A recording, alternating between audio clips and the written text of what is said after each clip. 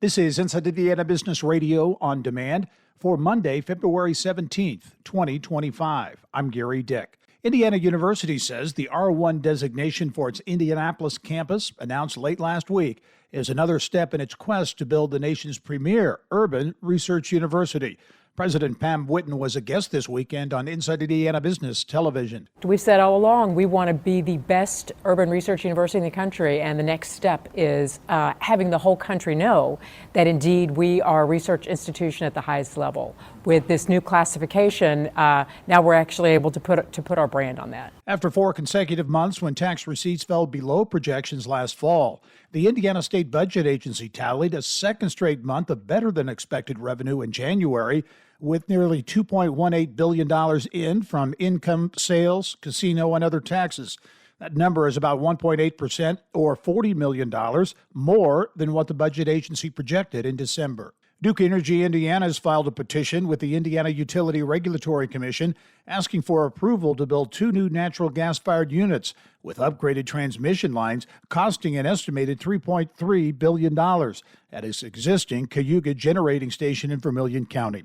The Plainfield-based utility says the project will coincide with the retirement of the almost 60-year-old coal-fired units at Cayuga, the oldest of Duke Indiana's coal plants, and once complete, would add about 470 megawatts in capacity compared with those coal units. From the state's #1 source for Indiana business news, you're listening to Inside Indiana Business Radio. Join us for IBJ's Technology Power Breakfast, Monday, March 10 at Indy's Crane Bay Event Center, featuring 6 notable speakers, including a keynote from Indiana Senator Todd Young. Speakers will dive into multiple topics ranging from healthcare and AI, the quantum corridor, human-robot interaction, and rural broadband. It's one morning packed with the intel you need to hone your 2025 tech strategy. RSVP now at ibj.com/events.